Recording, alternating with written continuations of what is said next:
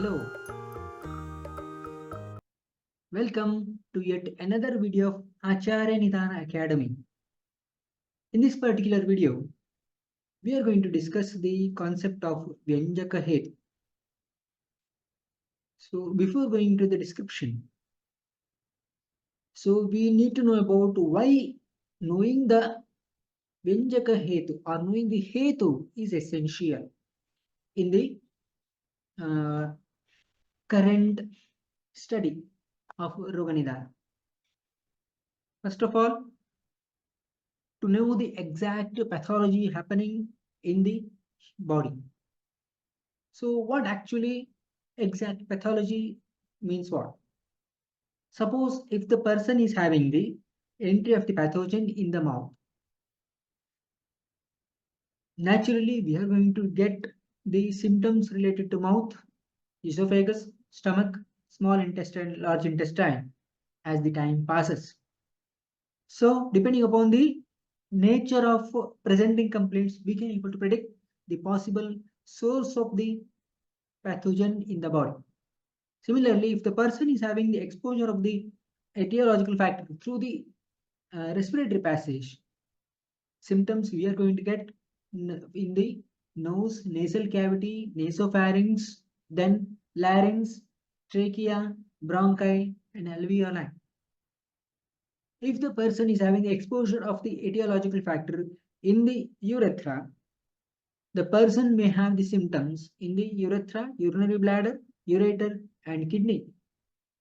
If the person is having the exposure in the eyes, the clinical manifestations start in the conjunctiva, cornea, sclera, and so on.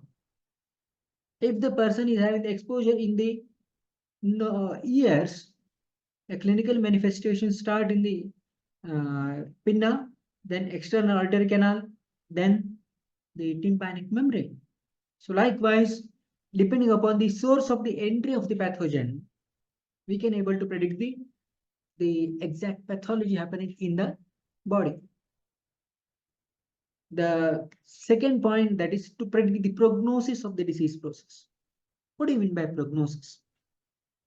Prognosis, the term prognosis refers to whether the person is having the uh, disease which can be treatable or not, or which can be completely curable or not. That is the uh, actually to prediction of the prognosis. Depending upon the number of the pathogens, or depending upon the virulence of the pathogens, depending upon the source of the entry of the pathogens, the person may show the good to poor prognosis. For this, the description I have given the three main points in learning the Roga Nidana subject. The video is being made in this particular channel. See that particular video. So I will be giving a very brief idea regarding this particular concept. When you say about the source of the entry of the pathogens, if the person is having the entry of the particular pathogen in the one source, the person may show mild symptoms. If it is going to get entered into through the multiple sources or the natural orifices, that means the person may show somewhat severe symptoms. So that means cold air entry in the mouth and in the nose. When you compare, if the both are happening, then the person may show somewhat severe symptoms. If the entry is happening in the only one source, the person may show mild symptoms. If the cold air is entering from the mouth, nose, and skin, that is showing severe symptoms as such. So that is when you say about the source of the entry of the pathogen as such. When you think about the second point, that is number of pathogens. If the number of pathogens, if 10 n, that is if 10 molecules of pathogens entering into the body, they may show certain symptoms. If the person is having the entry of 15 molecules of pathogens, he may show certain symptoms. If the entry of pathogens, that is, the number is exceeding 100 or 200, he may show certain symptoms as such. In the first instance, the person may show milder symptoms. In the second instance, the person may show moderate symptoms. And in the third instance, the person may show severe symptoms. Again, so this also, the prognosis also depends upon the what do you say, that uh, the virulence of the pathogen. What do you mean by virulence of the pathogen? So that means if one molecule is responsible for this, it's the severe symptoms as such in the first, and in the second instance, one molecule is showing milder symptoms. So that means the person who is having the very severe symptoms as such, that may produce, what do you say, that the severe form of the disease. Mild symptom that may show mild form of disease. This one we have seen in the 3 or 4 years back, the corona outbreak. So that is, the entry of the particular coronavirus was considered to be having the severe symptoms as such. Simple flu, that was considered to be responsible for milder form of symptoms. This is how the prognosis of the disease can be planned or predicted. The third point, that is to plan the line of treatment. What do you mean by this particular point? So that means the most of the cases, so the pathogen entry will be happening in the from the alimentary canal. From there, it will be moving into the intravascular compartment. From there, pathogens enter into the interstitial compartment. From there, it will be entering into the intracellular compartment. So this is actually the nature of the movement of the pathogens as such. Suppose if in cases of the cut wound, so this alimentary canal, entry of the pathogens through the alimentary canal is actually bypassed. Intravascular compartment, the pathogens directly enter into the interstitial compartment. From there, it will be entering into the intracellular compartment. So that means what actually the line of treatment refers to what? So that means bringing these pathogens from the periphery into the alimentary canal. So that means if the pathogens are present in the intracellular compartment, you need to bring it into the interstitial compartment. From there, you need to bring it into the intravascular compartment. From there, you need to bring it into the alimentary canal. If the pathogens are being present not in the intracellular compartment, if they are present in the interstitial compartment, then you need to bring those pathogens into the intravascular compartment. From there, you need to bring it into the alimentary canal. If the pathogens are not present in the intracellular or interstitial compartment, if they are present in the intravascular compartment, then you need to bring it into the alimentary canal. And then from the alimentary canal, you are going to that is, eliminate these particular pathogens through the either oral route in the form of vamana, and if through the anal route in the form of virechana or basti. Then to predict the progress of the treatment as such. What do you mean by progress of the treatment? If you are planning, the person is having certain severe form of the disease, and you are going to plan the shodhana therapy as such. For example, kushta, let us say, or the skin disease as such. In that particular sense, the pathogens are being present in the intracellular compartment of the skin. Suppose if he is showing the symptoms and you are saying it has 100% of the symptoms. So if you are planning, if you are giving the samshodhana therapy or purification therapy, after giving that particular purification therapy, if he is getting 30 or 40% of improvement, so that means we are going to predict the progress of the treatment. How far he has what do you say that the shown the improvement as such. For this, you need to know about the Nidana.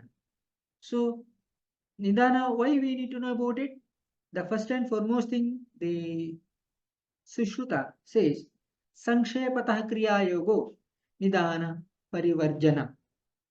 That means the first and foremost line of treatment is avoid the Nidana. For that, the Madhukosha has given the multiple types of the Nidana. These are the sets of the Nidana. That is, 4 types of the Nidana: Sannikrishta, Viprakrishta, Vyabhichari, and Pradhanika. So, the second aspect that is very, very important, the 3 types of the Nidana: Asatmyandriyartha Sanyoga, Prajnaparadha, and Parinama.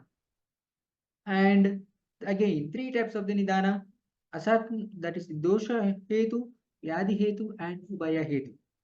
2 types of the Nidana: Utpadaka Hetu and Vyanjaka Hetu. 2 types of the Nidana: Bakhya Hetu and Abhyantara Hetu. The next set are further classification of Abhyantara Hetu. 3 types: Urdhva, Adaha, and Tiryak Gati, that is based on the movement of the dosha.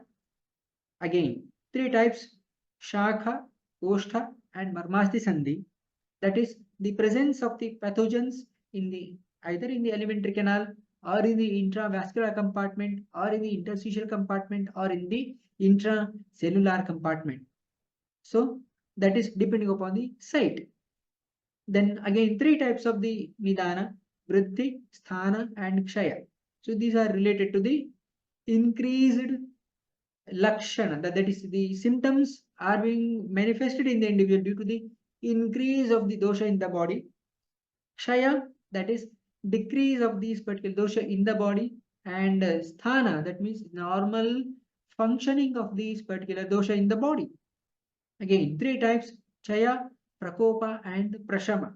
So that means Chaya, that is accumulation of the dosha; Prakopa, that is the abnormal vitiation of the dosha in the body; Prashama, that is the subsidence of these particular symptoms of these particular vitiated dosha. That is 3 types are there. Again, 2 types: Prakrita and Vaikrita. Prakrita and Vaikrita, that is if the dosha are being vitiated in the, what do you say, that the in their natural seasons. For example, the Vata dosha in the Varsha Ritu, and Pitta dosha in the Sharad Ritu, and Kapha dosha in the Vasanta Ritu. They are the Prakrita types. Vaikrita means they are in the unnatural sources. That means if the Vata dosha is getting vitiated in the other seasons other than Varsha Ritu, they are considered to be Vaikrita Hetu, Vaikrita dosha. Further, 2 types, that is Sama and Nirama. That is the presence of, what you say, that the molecules, that is macromolecules and micromolecules present in the either in the alimentary canal or in the intravascular compartment or in the interstitial compartment or in the intracellular compartment. So that is deciding the samatva. And the removal of these macromolecules from the intracellular compartment or from the interstitial compartment or from the intravascular compartment or from the alimentary canal, they are categorized under Nirama type of the Nidana. And further, that is Ashaya Apakarsha, that is the 1 type of the Nidana. We are going to discuss these further subtypes as and when we are going to discuss these Hetu as such.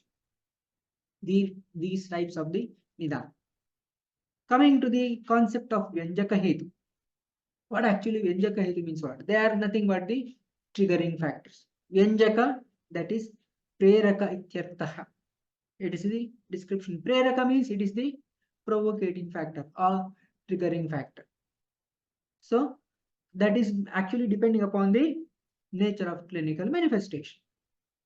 So when you think about the Dosha Hetu and Vyadhi Hetu, they are actually depending upon the dosha dominance in the different 6 stages of Kriyakara. Dosha Hetu actually where the person may have the Lakshana in the Sanchaya, Prakopa and Prasara. Whereas Vyadhi Hetu, the person may show the symptoms in the Sthana Samshaya, Vyakta and Bheda. Whereas in case of the Utpadaka Hetu and Vyanjaka Hetu, Utpadaka Hetu as such where the person may not show the symptoms, that is from the entry of the exposure of the pathogen till the clinical manifestation, onset of the clinical manifestation, they are categorized under Utpadaka Hetu. Whereas from the manifestation of the symptoms till the complete manifestation of the symptoms, they are categorized under Vyanjaka Hetu. That means in case of the Vyanjaka Hetu, dosha dominance may not be prominent at the beginning. They may become dormant in the body.